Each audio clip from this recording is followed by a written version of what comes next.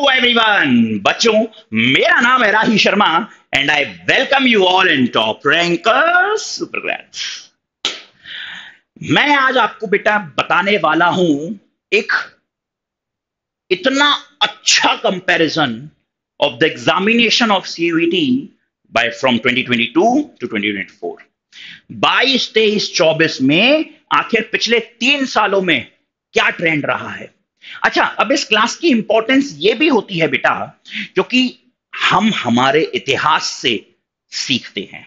We learn from our past and we must have to learn from our past.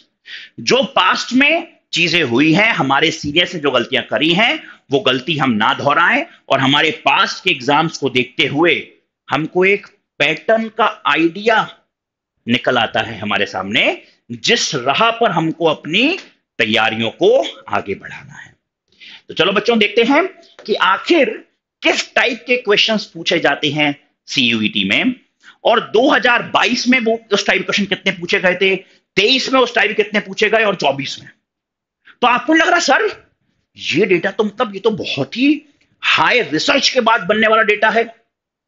जी हां, मैंने बेटा इसके लिए बहुत मेहनत करी ताकि 2025 में जब आप सीयूईटी का एग्जाम देने जाओ, 2025 सीयूईटी में एग्जाम देने जाओ, तब आपको पता रहना चाहिए कि भाई डेफिनेशन बेस कितने आने वाले हैं हमारे पास, कॉन्सेप्ट बेस कितने आने वाले हैं, असर्शन रीजन क्या आने वाले हैं, मैच द फॉलोइंग किस तरह से आने वाले हैं और कितने आने वाले हैं।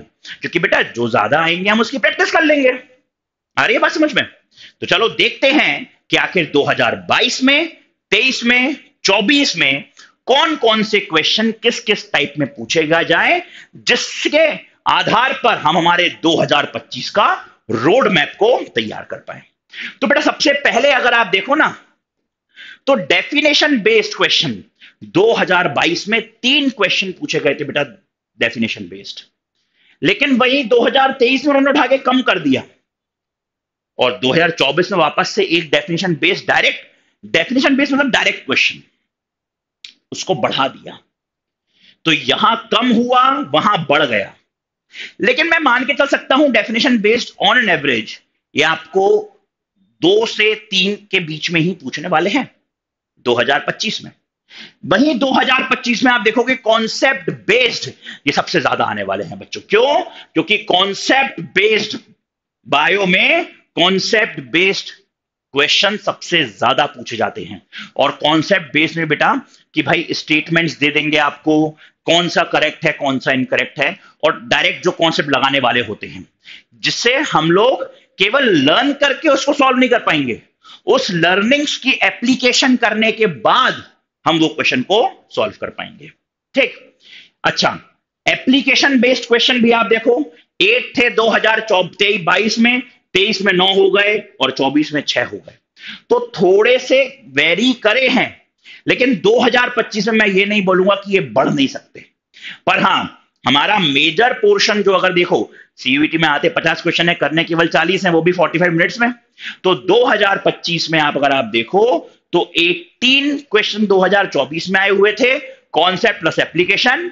तो मैं मान के चल रहा हूं बेटा 18 से 22 के बीच में, 18 टू 22 के बीच में सीयूईटी 2025 सीयूईटी 2025 बायोलॉजी में आप 18 टू 22 क्वेश्चन इजीली कॉन्सेप्चुअल और एप्लीकेशन बेस्ड देख पाओगे। अच्छा, न्यूमेरिकल एक भी नहीं पूछा गया, मतलब हार्डी विनबर्ग पर न्यूमेरिकल्स नहीं आए हैं, ना 22 में, ना 23 में, ना 24 में। अच्छा, ये बड़ा सरप्राइजिंग है, पर फिगर बेस्ड क्वेश्चन बायो में पूछा नहीं गया है। लेकिन हम ये नहीं भूल सकते हैं कि ये एग्जाम केवल 3 सालों से ही हो रहा है। तो सीयूईटी 2025 में बेटा हम लोगों को ऐसा नहीं कि डायग्राम्स को इग्नोर कर देना है, फिगर को भी हमें अपने प्रिपरेशन में साथ रखना है, क्योंकि गॉड नोस शायद तुम ही पहला बैच हो कि वो फिगर बेस्ड क्वेश्चन डालना भी स्टार्ट कर दे। आगे अगर हम देखें बेटा तो केस स्टडी बेस में ना एक बड़ी यूनिफॉर्मिटी सी उन्होंने बनाई हुई है, 2 केस स्टडी बेस देते ही देते हैं। तो हमको केस स्टडी बेस को भी, उस टाइप के क्वेश्चंस को भी हमारे सेल्फ स्टडी और डेली रूटीन के प्रोग्राम में भी इंक्लूड करना जरूरी है। और बेटा अब डेली केस स्टडी करो ये पॉसिबिलिटी कम होती है, इसलिए ऐसी हैबिट डाल लो कि एवरी संडे अगर आपको टेस्ट देने को मिल जाए, एग्जाम देने को मिल जाए, तो क्या ही बेहतरीन हो। और एवरी संडे अगर आप ज्वाइन करते हो टॉप रैंकर्स, तो एवरी संडे आप लोगों के पास में टेस्ट सीरीज रहेगी, जिससे पूरे हफ्ते का जो भी आपने पढ़ा है उसको आप अप्लाई कर पाओ, और वहां आपके जैसे ही मार्क्स आएंगे तो बेटा उन मार्क्स से आप ये कैलकुलेट कर पाओ कि हमारी अभी कितनी प्रिपरेशन हुई है और कितनी प्रिपरेशन हमको करना बाकी है, और क्या हम जो प्रिपरेशन जिस तरह से कर रहे हैं क्या वो सही तरीका है या नहीं है। तो join top rankers ASAP as soon as possible. आगे देखिए, स्टेटमेंट्स या असर्शन बेस्ड क्वेश्चंस। बेटा असर्शन बेस्ड क्वेश्चन 2022 में जरूर देखे गए थे, लेकिन स्टेटमेंट वाले क्वेश्चन भी आपसे बहुत ज्यादा पूछे जाते हैं।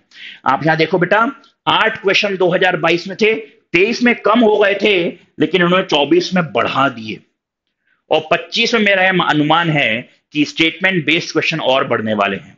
अब ये कैसा होगा, उनको आपको ABCDE ऐसे कुछ 5 स्टेटमेंट दे देंगे और बोलेंगे amongst the following which of the following are correct. तो ऑप्शन में ACE ABD इस तरह से दे देंगे वो आपको, ठीक है।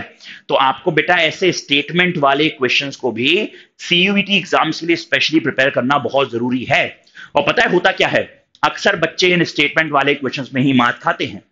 क्यों? क्योंकि बेटा वो उनको कई बार ऐसा कंफ्यूजन हो जाता है कि यार A वाला तो सही है, E वाला पक्का सही है, शायद B या C में से या D में से कोई सही हो सकता है, तो वहां फंस जाते हो।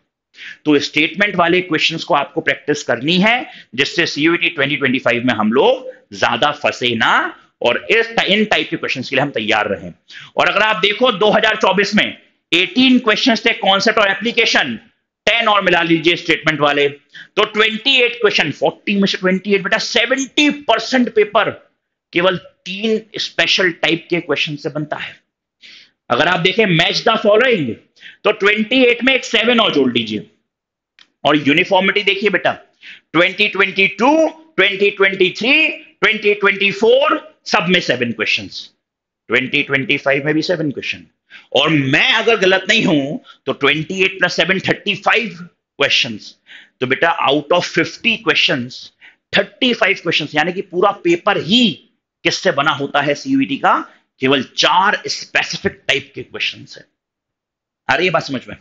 तो हमारी प्रिपरेशन क्या होनी चाहिए, हमें कॉन्सेप्चुअल क्वेश्चंस अच्छे से आने चाहिए, हमको मैच द फॉलोइंग की प्रैक्टिस अच्छे से करनी चाहिए, हमको स्टेटमेंट बेस्ड बहुत अच्छे से प्रैक्टिस हो जाने चाहिए हमारे, और हमारी एप्लीकेशन बेस्ड क्वेश्चंस भी अच्छा होना चाहिए। तो बेटा अगर मैं ओवरऑल कैलकुलेट करता हूं तो 2022 में लगभग 35% क्वेश्चंस जो थे वो इजी आए थे। 2023 में बेटा 2023 में 35% ही थे, लेकिन 2024 में उन्होंने इजी क्वेश्चंस को बढ़ा दिए, उन्होंने 45% कर दिए, यानी कि लगभग 23 क्वेश्चंस ऐसे थे जो आपके इजी थे। मतलब 50 में से 23 क्वेश्चंस अगर इजी आ रहे हैं तो बेटा ये तो बहुत ही अच्छी बात है। आगे देखिए, अब मॉडरेट की अगर हम बात करें तो बेटा ज्यादा मॉडरेट क्वेश्चंस उन्होंने 2022 में आपसे पूछे थे। ये वाला बहुत बड़ा फिगर है बेटा जो किसी में भी नहीं आया है। तो मॉडरेट क्वेश्चंस जो ना तो बहुत आसान, मतलब जो पढ़ के एक बार में आंसर नहीं आएगा, आपको दोबारा उसको पढ़ना पड़ेगा। तो 2022 में पहला पेपर हुआ था CUET, तो उन्होंने अच्छा खासा पेपर दिया था। यही तो कारण है बेटा कि 100% मतलब 200 में 200 मार्क्स लाने वाले बच्चों की जो संख्या थी वो बहुत कम थी। अंडर 200 बच्चे थे बायो में, अंडर 200 बोल रहा हूं। ऑल ओवर इंडिया में 200 से भी कम बच्चे थे जो 2022 के बायो के एग्जाम में फुल मार्क्स लाए थे, 200 आउट ऑफ 200। समझ में आ रही है? क्योंकि मॉडरेट ज्यादा थे। अब यहां पर भी ऑन एन एवरेज 40-45% के आसपास मॉडरेट तो पूछा जाता है, लेकिन डिफिकल्ट क्वेश्चंस की अगर आप देखो पैटर्न, तो बेटा 15 to 20% की एक कंसिस्टेंसी मेंटेन करके रखी है। यानी कि CUET का पेपर आपको बहुत टफ तो नहीं आने वाला है, लेकिन कुछ 15% क्वेश्चन यानी कि जो 7-8 क्वेश्चन आपसे पूछे जाने वाले हैं वो अच्छे खासे टफ होने वाले हैं। ठीक है, आगे देखिए।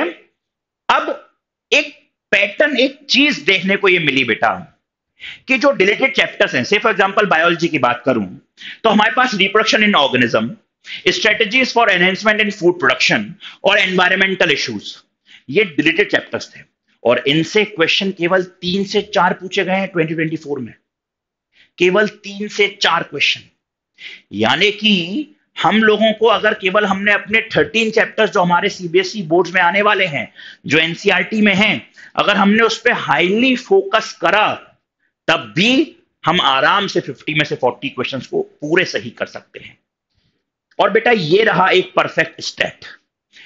डिलीटेड चैप्टर से क्वेश्चन अगर आप देखो बेटा तो 2024 में केवल 3 रहे, 2023 में वो उसकी वैल्यू उठकर 4 हो गई और 2022 में 5 क्वेश्चन पूछे गए थे बेटा किससे, डिलीटेड चैप्टर से।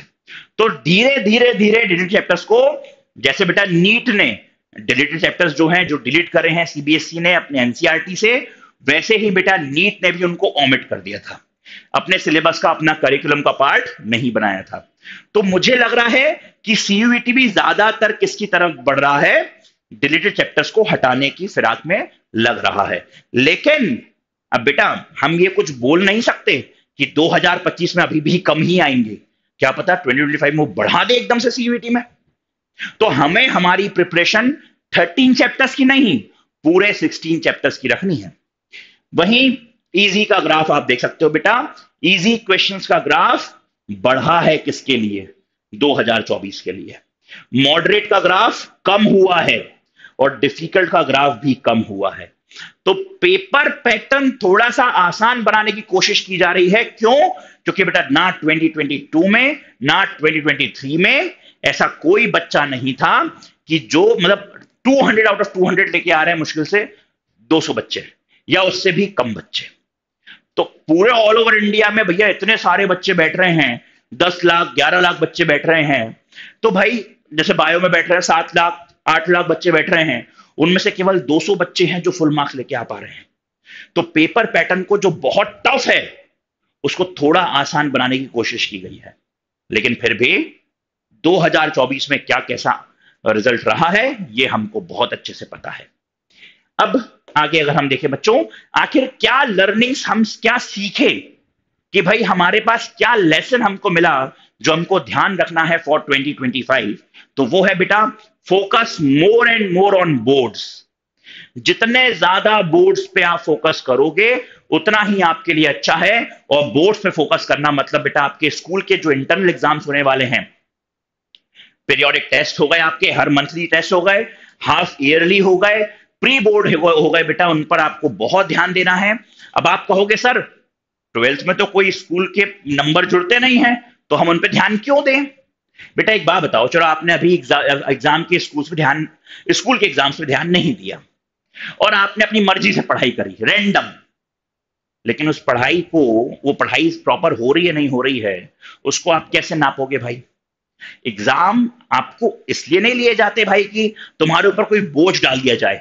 एग्जाम लिए जाते हैं ताकि बच्चा ये एनालाइज कर पाए कि उसकी प्रिपरेशन, जो उसकी लर्निंग है वो प्रॉपर है कि नहीं है। बेटा नॉन डायरेक्शनल पढ़ाई नहीं करनी है आपको एक डायरेक्शनल पढ़ाई करनी है। भाई हमारे पास पढ़ने के लिए तो दुनिया है, तो बहुत सारा पढ़ने से हमारे 12th में मार्क्स नहीं आने वाले हैं, बहुत सारा पढ़कर हमारा सीयूईटी में 200 आउट ऑफ 200 मार्क्स नहीं आने वाले हैं। ठीक है, हम लोगों को प्रिसाइज पढ़ना है, एक्यूरेट पढ़ना है, और वो प्रिसाइज और एक्यूरेट पढ़कर हमारे पास मेजरमेंट क्या रहेगा कि हम सही पढ़ रहे हैं, तो वो है एग्जाम्स। तो please focus on your school exams and don't take it for granted. आगे देखिए, match the following of questions बेटा बढ़े हैं, हर साल बढ़ते जा रहे हैं, तो उन पर आपको ध्यान रखना है, क्योंकि इस बार भी हमने देखा 22, 23, 24 में 7 क्वेश्चंस एक कंसिस्टेंटली उन्होंने पूछे थे, और 7 क्वेश्चंस बेटा यानी कि ऑलमोस्ट 20% का वेटेज रखते हैं ये match the following questions. MCQs practice is very much necessary, क्योंकि बेटा वही पूछे जाते हैं आपके सीयूईटी में, और 70 में से 16 क्वेश्चंस आपके रहते हैं किसमें, आपके बोर्ड एग्जाम में, यानी कि बेटा वहां पर भी लगभग 25% के आसपास आपसे एमसीक्यू क्वेश्चंस पूछे जाते हैं। ठीक है, आगे अगर हम बात करें बेटा तो टाइम लिमिट बहुत ज्यादा जरूरी है। केवल 45 मिनट्स ही मिलता है हमको बायोलॉजी एग्जाम्स में, सीयूईटी बायोलॉजी में केवल 45 मिनट्स मिलता है, जिसमें हमको 40 क्वेश्चंस करने हैं, पर वो 40 क्वेश्चंस नहीं मिल रहे हैं, हमें मिल रहा है 50 क्वेश्चन। तो पढ़ना तो पूरे 50 पड़ेगा। उनमें से जो हमें लगते हैं कि कंप्लीटली 100% सही है, वो 40 को हमें पिक करना पड़ेगा।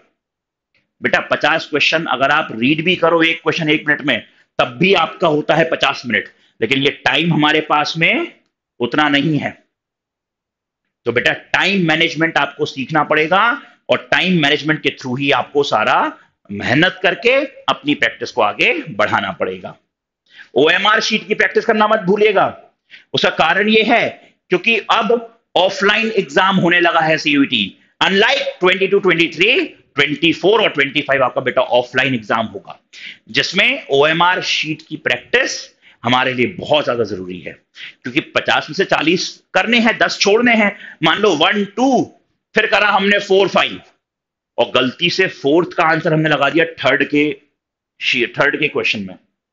तो ओएमआर शीट आपको ऐसी नहीं है कि वो रफ शीट है कि दोबारा दूसरी मिल जाएगी और आप सीरीज से फिर गलत करना शुरू कर दोगे। तो अपनी प्रैक्टिस को ओएमआर बेस्ड भी रखना। इसलिए तो बोल रहा हूं ज्वाइन टॉप रैंकर्स, तुरंत ज्वाइन कर लो बेटा। जाओ www.toprankers.com पर, भैया खरीदो बैच, लो एडमिशन, क्योंकि हर वीक टेस्ट होने वाले हैं। और मैं आपके यहां यूट्यूब पर भी आप बच्चों के लिए, हम आपको अकेला नहीं छोड़ेंगे। हम टॉप रैंकर्स आपको अकेला नहीं छोड़ेंगे। हम आपके लिए बहुत सारे सेशंस लेके आने वाले हैं, जिनमें कॉन्सेप्ट क्लासेस भी होने वाली है, जिनमें हम लोग मल्टीपल चॉइस क्वेश्चंस भी करने वाले हैं, प्रीवियस ईयर क्वेश्चंस करने वाले हैं एंड व्हाट नॉट। तो ऑल द बेस्ट मेरे प्यारे बच्चों। Thank you so much for watching this video.